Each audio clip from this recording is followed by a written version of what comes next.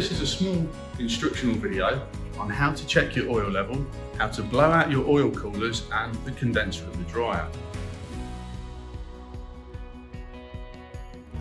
This is the Atlas Copco VSD Plus machine, so this is the one we're going to be looking at.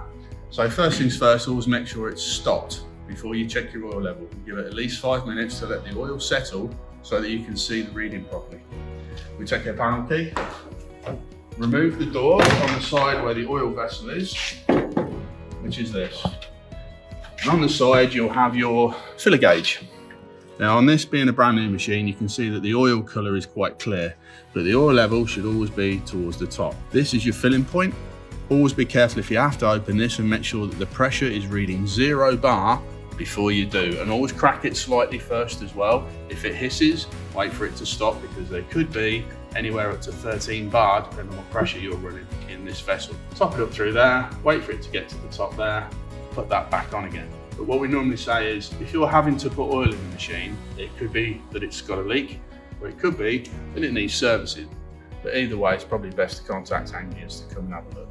So that's the oil. On this particular one, to blow out the oil coolers, you have to open the front door.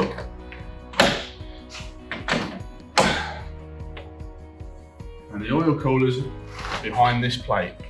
On this particular model, all you do is click it up, remove the plate, and your oil coolers, you clean them out from that side there. Now, 9 times out of 10, when Anglians get called out to an overheating problem, this is almost always the cause. They should be checked weekly and ideally blown out minimum of every other week. So take your airline and blast it into there.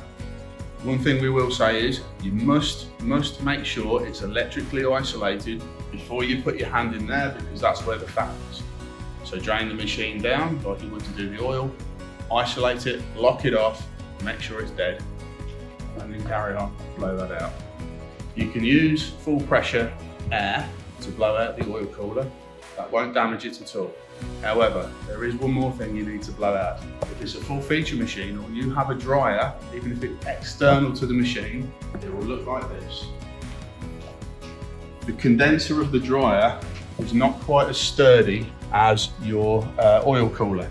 The fins on here are very, very thin and they're very, very easy to bend over.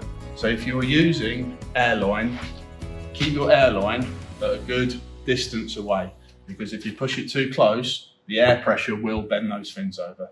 So be very, very careful. Thank you for watching.